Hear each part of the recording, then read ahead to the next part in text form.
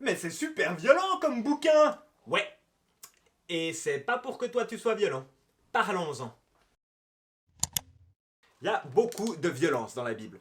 En fait, surtout dans la première partie de la Bible. Et en fait, parfois c'est même assez trash.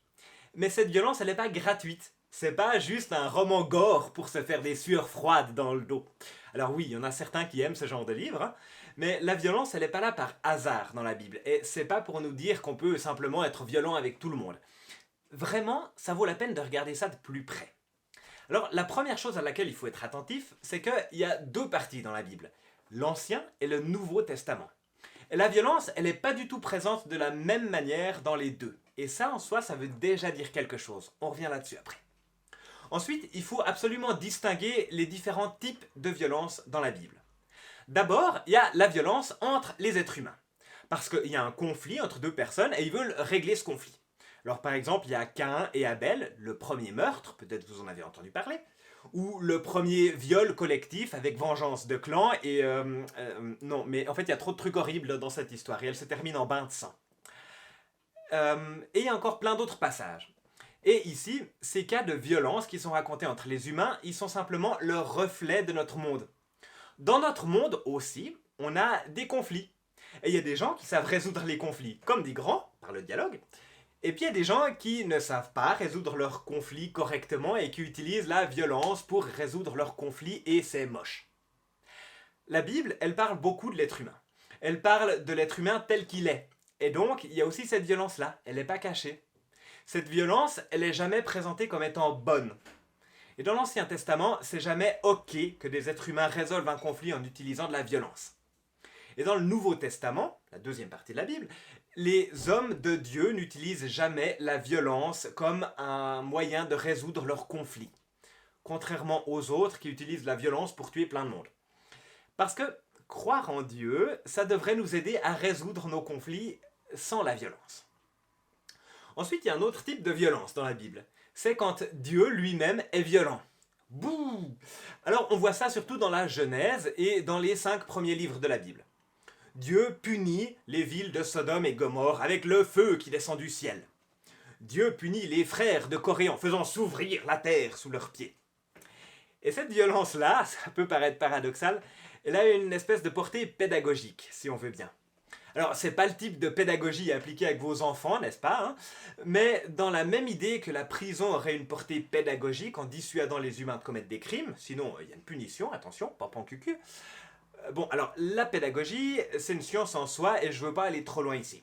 Mais l'idée, il n'y avait pas la science de la pédagogie il y a 3000 ans, au passage, hein, n'est-ce pas? Ils devaient inventer les choses autrement. L'idée ici, c'est que nos comportements ont des conséquences. Et Dieu punit pour que les gens apprennent à avoir des bons comportements. Et ça, c'est dans l'Ancien Testament que ça se passe comme ça. Et surtout au début de l'Ancien Testament, en fait. Et comme Dieu est bon, il avertit toujours bien en avance et il met du temps à punir. Par contre, comme Dieu est bon, il est très rapide à renoncer à punir s'il voit qu'il y a un changement. Et en passant, comme ça encore, je mentionne aussi le livre de Job dans la Bible qui nous enseigne que c'est pas parce qu'il m'arrive des misères que c'est forcément Dieu qui me punit de quelque chose. En fait, la plupart du temps, quand il m'arrive des misères, c'est pas Dieu qui me punit. C'est pas l'explication de la souffrance. J'ai fait une vidéo sur le mal, vous pouvez la regarder si le sujet vous intéresse. Dans le Nouveau Testament, il n'y a plus cette violence de Dieu qui punit lui-même. Parce qu'il y a un autre chemin qui est ouvert. Dieu s'offre lui-même en sacrifice à travers la mort de Jésus-Christ à la croix.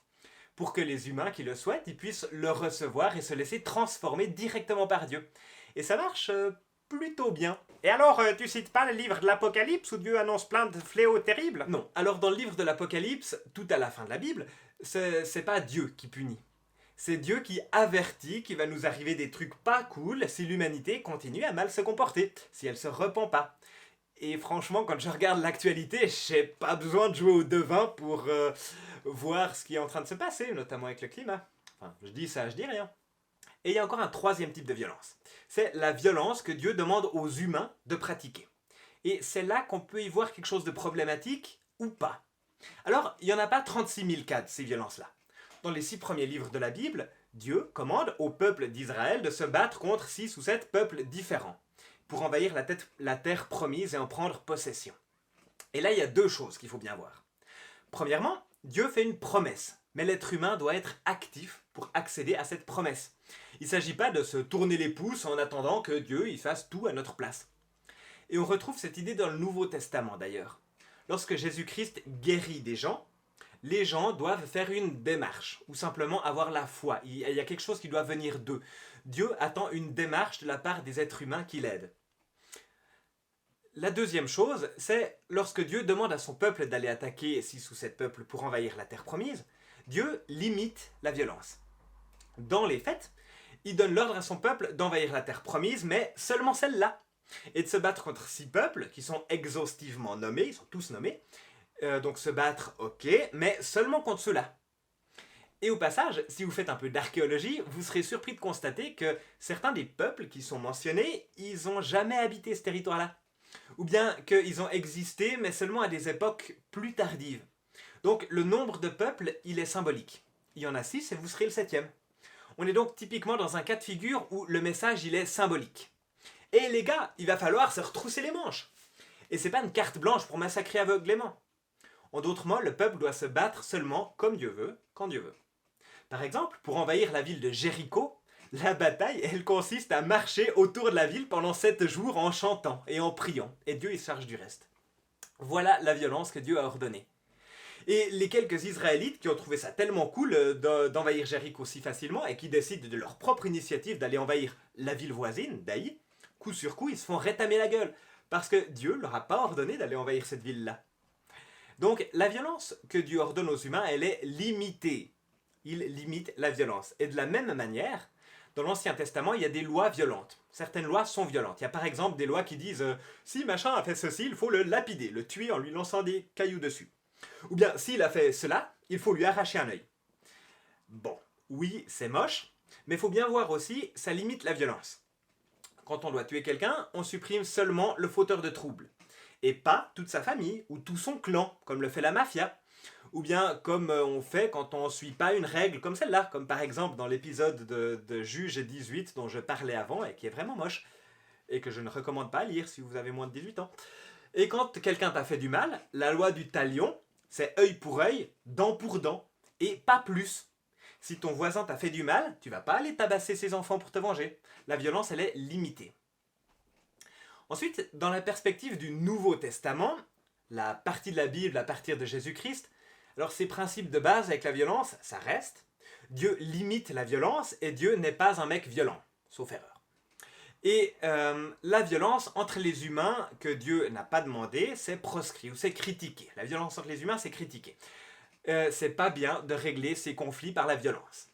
D'ailleurs, dans le Nouveau Testament, Dieu ne demande pas aux humains d'être violents. Bien au contraire, il demande d'aimer ses ennemis. Il y a quelques cas, quelques textes, il y a quelques cas dans ces textes où des hommes de Dieu sont violents. Il y a par exemple Jésus qui un jour, il se fâche tout rouge dans le temple parce que les gens font n'importe quoi. Alors il faut un peu le boxon pour dire que ça va pas, il bouscule les chaises, il renverse les tables. Mais enfin, il n'y a pas de mort, a priori il n'y a pas de blessés non plus. Ouh, la violence. L'autre cas auquel je pense, c'est Saint Paul qui insulte un prêtre en le traitant de vieux mur blanchi. Ouh, l'insulte. C'est assez drôle comme insulte, non? Mais enfin, ensuite il se reprend. Il se dit, excuse-moi, je savais pas. Je t'aurais pas insulté si j'avais su. Vous voyez, la violence vue par Jésus, c'est différent. Et si un disciple fait preuve de violence, Jésus le gronde. Et pour la violence physique et verbale qui est faite par les gens bien dans le Nouveau Testament, eh ben, c'est un peu tout en fait, ces exemples-là. Parce que le principe maintenant, c'est de tendre l'autre joue. Le focus de la violence, il se déplace. Dans le Nouveau Testament, il ne s'agit plus de la faire, la violence, il s'agit de la subir. Et de la subir comme témoignage pour Dieu, pour témoigner qu'on est prêt à tout subir pour Dieu et à pas lâcher la confiance qu'on met en lui. Et on met en pratique l'enseignement de Dieu. Parce qu'à la fin, on sera au ciel avec Dieu.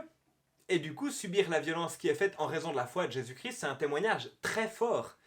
Un certain Tertullien au IIIe siècle disait que le sang des chrétiens est une excellente semence, parce que c'est un témoignage très fort de voir des gens qui acceptent de se faire tabasser parce qu'ils ont une espérance plus grande que la souffrance qu'ils subissent. Donc, pour répondre à la question de départ, Est-ce qu'on peut se baser sur la Bible pour justifier un comportement violent? Eh ben non. Non, tu peux pas te baser sur la Bible pour aller péter la gueule à ton copain parce qu'il t'a piqué du fric. Ni pour l'insulter, ni pour te venger, ni pour faire souffrir quelqu'un d'autre. Et si quelqu'un te persécute parce que t'es chrétien, ben t'as le droit de prendre des mesures pour faire cesser ça. Il n'y a pas forcément besoin d'être violent pour ça. Les grandes personnes, ça devrait être capable de résoudre les conflits sans violence. Mais parfois avec des mesures strictes.